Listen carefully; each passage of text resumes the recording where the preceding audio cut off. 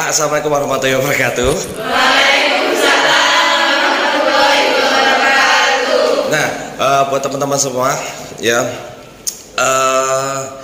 kita berbicara tentang metode penciptaan seni ya. Nanti teman-teman bisa lihat videonya untuk metode penciptaan seni dan eksplorasi di e-learning ya. Nah, oke. Saya bahas sedikit di sini. Nah, jadi suatu karya teman-teman ya, suatu karya untuk menjadi karya, suatu ide menjadi karya itu melalui metode penciptaan seni. Jadi teman-teman, kenapa harus ada metode? Ya karena semuanya harus ada cara. Ya, kudu ono cara di situ. Ya, kalau awak dewe masak, ketika kita masak ya, spot wae. Ono cara memasak. Gak mungkin ono menemukan mak berduduk muncul di ngarepe kene ya. Sesuatu yang impossible. Nah, ide menjadi karya seni ini melewati beberapa tahapan ya. Yang pertama eksplorasi,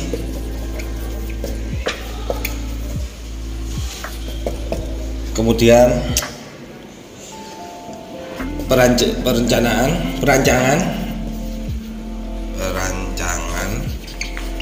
dan perwujudan. Nah, apa itu eksplorasi? Ya, kita bahas sebuah ide dulu ya. Ide itu adalah gagasannya teman-temannya.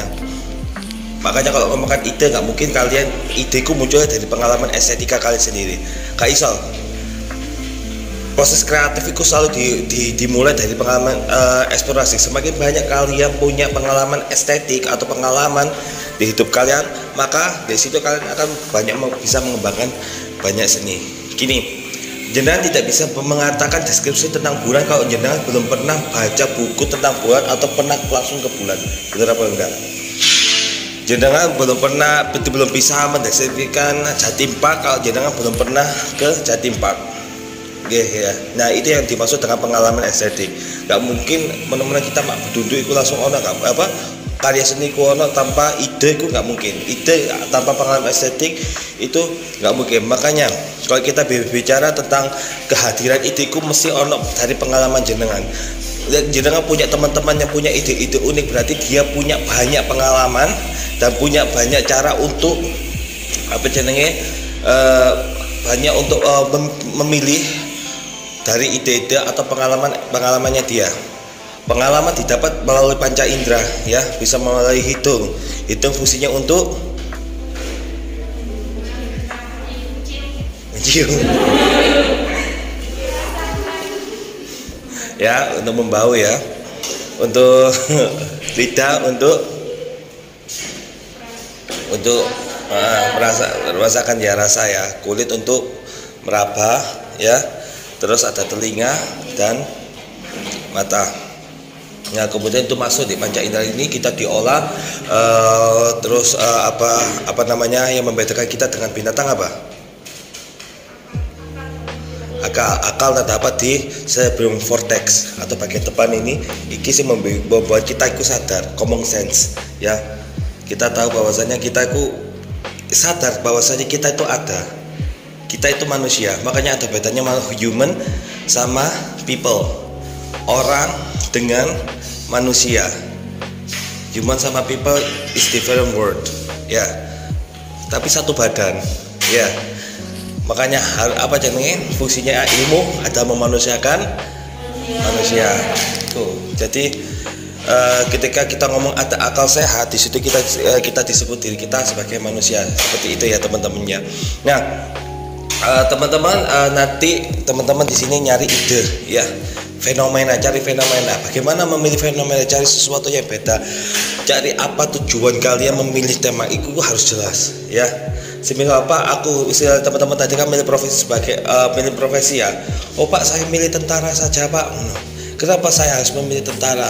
Karena tentara ini kita kaitkan lagi kepada kelas tujuan kalian bikin tarian ini hanya untuk SD ya, anak SD ya. Jadi jenengan nanti tarian ini ditujukan untuk anak SD, otomatis tujuan dari pemilihan apa namanya tema yang kalian pilih, ide yang kalian pilih ini pasti harus berhubungan dengan anak usia SD ya, untuk anak SD ya, seperti itu ya teman-teman ya. Jadi apa sih manfaatnya kalau saya mempelajari tadi tentang apa TNI terhadap anak-anak sekolah dasar? Kan itu harus ada tujuannya kan. Ingat saya sering sebutnya bahwasanya seni ikut terdiri dari 3 ya, trilogi seni. Kita ngomongkan seniman, seni dan karya seni. Seniman, penikmat seni dan karya seni. Lek karya seni ketemu seniman, sapa sing kate ndelok ya. Ya. Lek penikmat seni ketemu ambek karya seni, lah sapa sing gawe ya. Ya, penikmat seni ambil seniman ngobrol tok ya. Jadi seni yang ditujukan ya. Ingat selalu pada itu. Berarti seni itu di video pertama atas seni itu sebagai tujuannya mati. Seni fungsinya adalah sebagai media. Ada yang untuk apa namanya, untuk mengeksplor apa namanya, untuk keperluan religi ya, sebagai alat propaganda. Ingat, seni itu sebagai media. Nah, ini juga sebagai media pengenalan untuk kepada anak-anak. Apa sih kebermanfaatnya TNI terhadap anak-anak? Apa sih nilai yang patut diambil dari TNI terhadap anak-anak? Atau jenengan bisa milih guru, apa sih nilai yang bisa diambil guru terhadap anak-anak seperti itu, nggih? Nah, setelah kita membahas tentang ide ya teman-teman ya, terdapat kita eksplorasi. Apa eksplor itu? Eksplor itu pencarian ya. Teman-teman bisa mencari eksplor dengan tema-tema yang jenengan bisa yang dipilih ya. Semisal kalau kita ngomongkan eksplorasi itu, kita cari sebanyak-banyaknya informasi yang melalui data verbal maupun data non verbal ya. Jenengan bisa nyari dari foto-foto atau literatur yang berhubungan dengan literatur yang berhubungan dengan, misalnya kita ngomongkan TNI, ternyata TNI itu makanya sedikit, itu kita cari sebanyak-banyaknya. Kita cari sebanyak-banyaknya. Proses itu namanya gerakan diversi, atau gerakan kita itu otak kita biarkan untuk mencari tema-tema apa namanya, pencarian dari pendetailan dari tema yang kita pilih. Misalnya kita ngomongkan apa namanya, saya bahas tentang ikan aja lah. Ikan itu ternyata hidup di air. Ikan apa, misalnya ikan paus hidup di air. Ternyata ikan paus itu bernafas dengan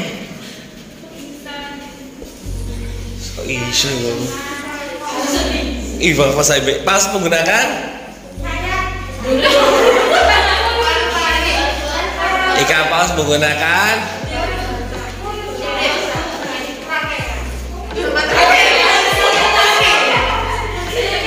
paus menggunakan paru-paru. Apa namanya, untuk ternyata paus hidupnya animalia Pak. Terus dia termasuk bagian hewan vertebrata atau hewan bertulang belakang. Tapi dia termasuk golongan familinya apa namanya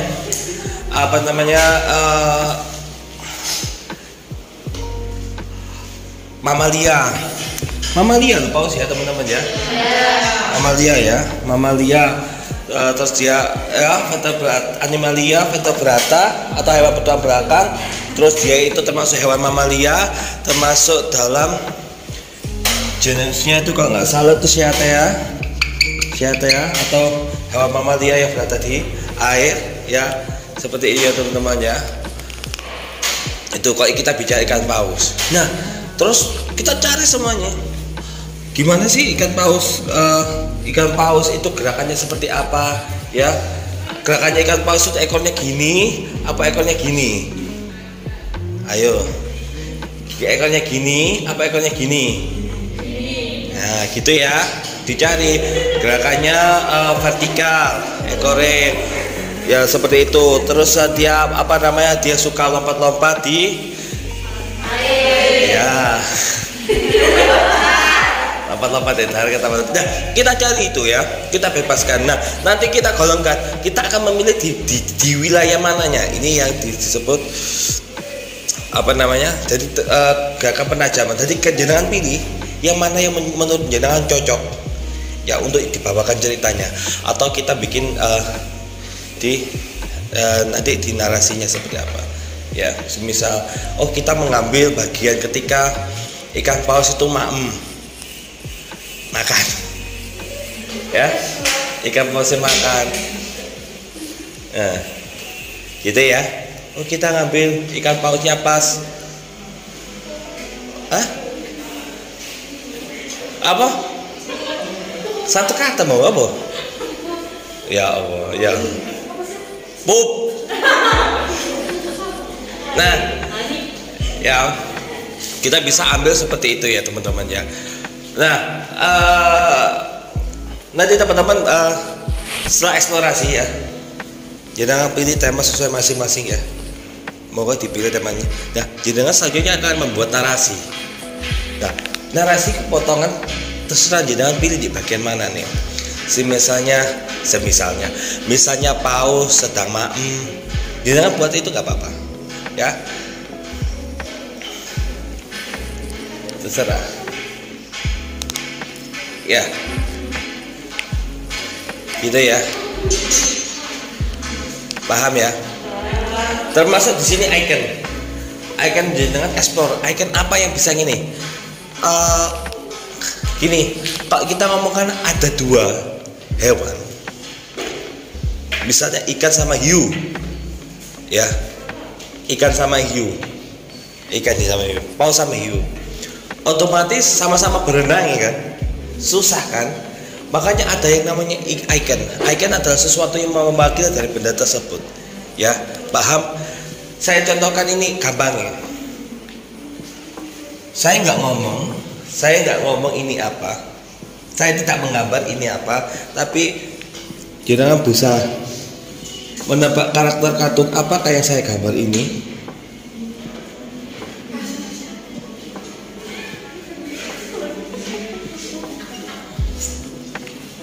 Ada yang tahu? Mana Doraemon nih?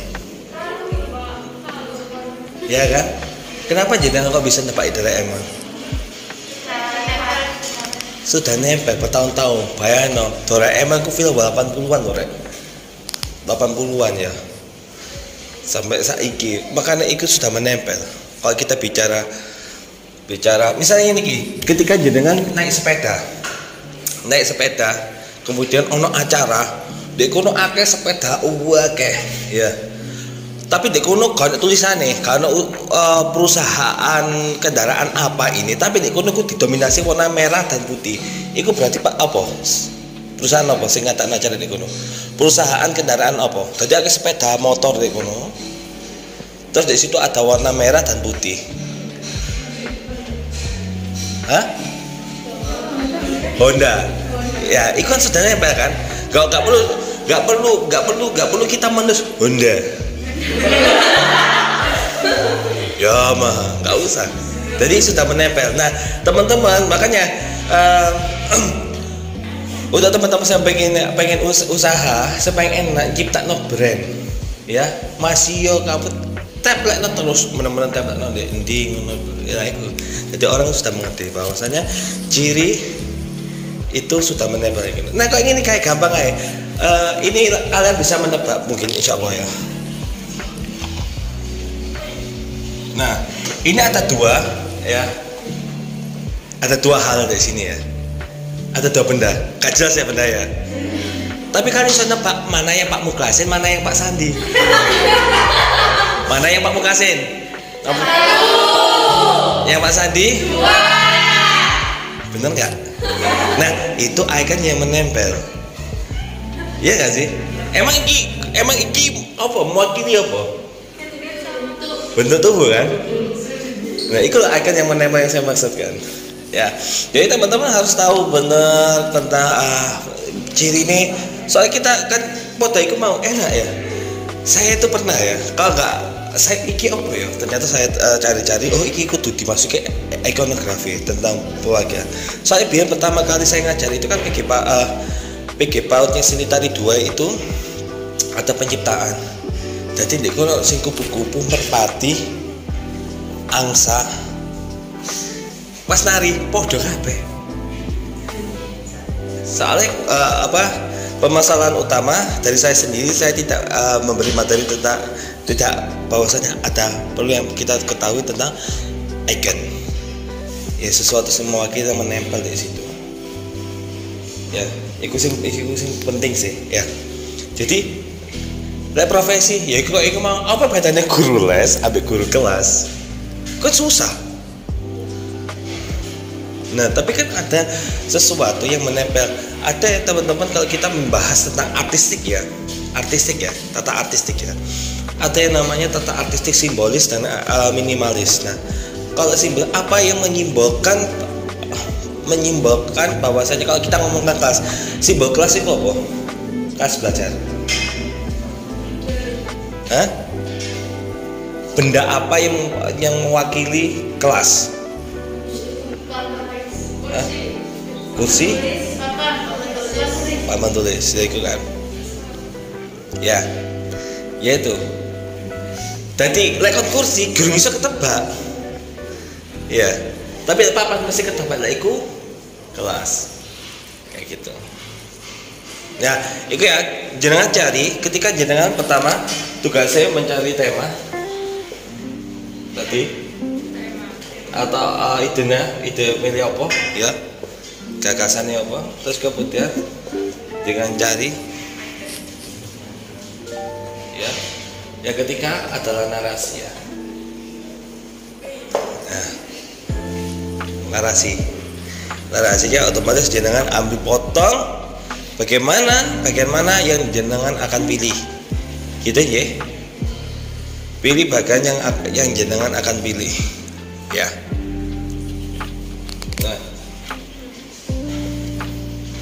Nah itu kalau narasinya termasuk perancangan adalah proses penyusunan ya, makanya kita mulai dari narasi ya.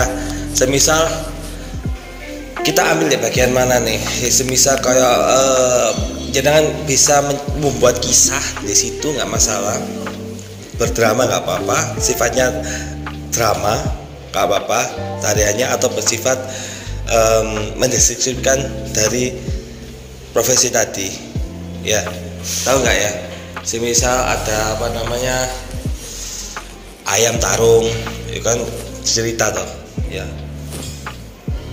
itu atau hanya sekedar sama yang menarik untuk ngasih tahu tentang deskripsi benda itu. Jadi oke, ini jenengan bisa bikin narasi, tapi jenengan tahu kan semua narasi itu apa ya, bikin ceritanya ya, yang nanti akan dibawakan menjadi tariannya seperti apa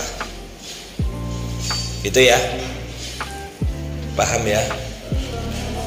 Berarti satu, pilih ide gagasannya apa. Yang kedua adalah cari apa namanya informasi sebanyak mungkin tentang yang Anda gagas tadi. Yang ketiga narasi itu ya. Nah,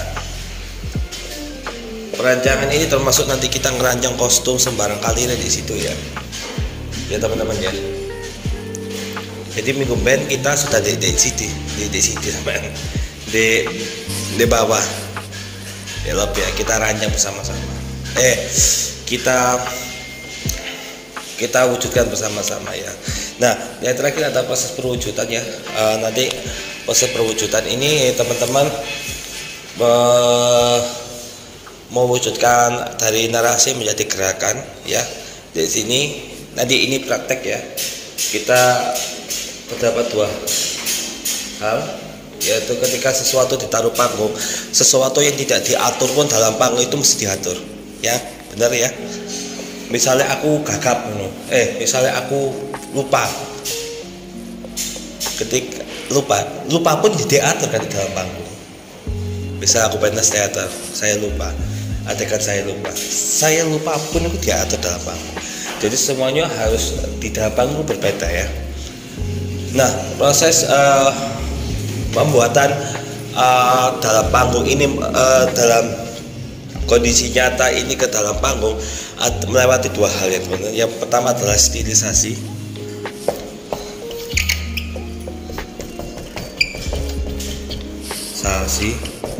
Yang kedua ada distorsi. Stilisasi atau proses mengindahkan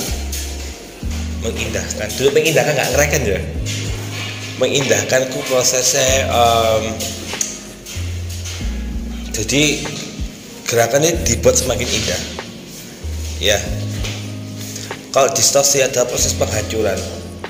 Sebenarnya kan kita punya anatomi yang berbeda. Misalnya kita dengan burung itu ada proses, ada beberapa hal yang berbeda, ada anggota tubuh yang berbeda. Nah itu harus distorsi. Semisal kalau kita ngomongkan gajah, gak mungkin kan ireng kita kan ya,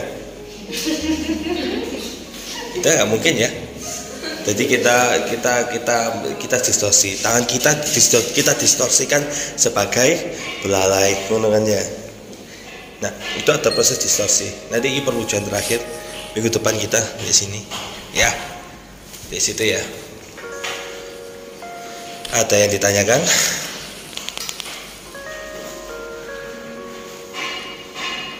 Atau bulat ya? Kamu? Ya sing tolong. Yang pertama minggu lalu 2 SKS, saya ingin tentang SKS. Yang 2 SKS di sini. Ya saya memang bikin ku susah, Rek. Saya tahu bikin ku susah banget. Ya. Makanya kenapa bayarannya, gajine uang sing menciptakan itu lebih mahal. Iya ya. Bikin prosesnya goleki sembarang kali. Bayangno untuk logo aja jangan tahu ya. Logo kita baca logo perusahaan apa lah, itu rasanya mewakili. Kenapa kroa Apple gak di nisor ae, utawa di tengah? Bayangno, kelihatan Apple itu eksklusif ya. Saya dek mangane mek iki tak krek itu meneh. Dadi mangane bisa dibayangkan kan? Kroa Apple kayak gitu, otomatis cara makannya gimana? Iya kan? Bayangkan Apple itu bentuknya ini iki.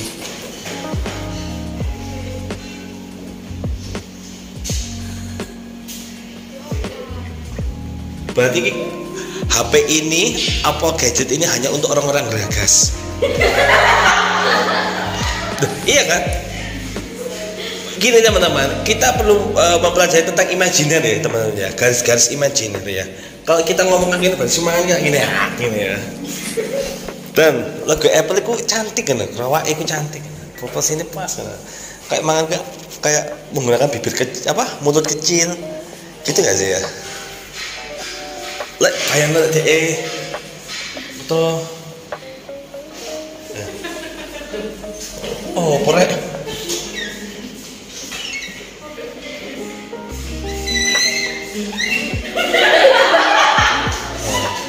HP ini hanya untuk orang-orang geragas.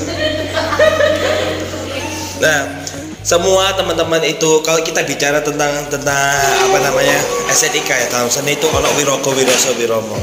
Roko itu kudu ono.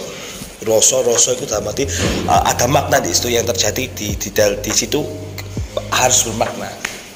Gak boleh ngomongan. Kayak kemarin lihat opo iki, sedangkan tema yang dibawakan ya, jadi gak boleh kosongan, harus bermakna.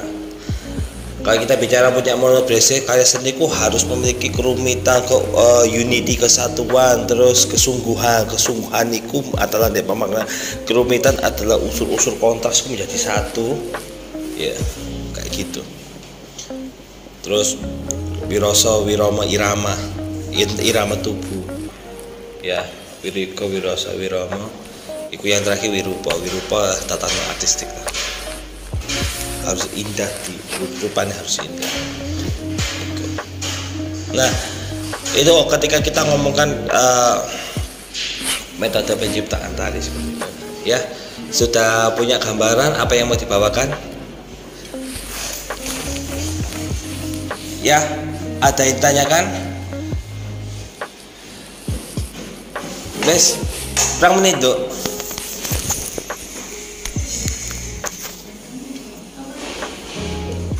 25 menit ya?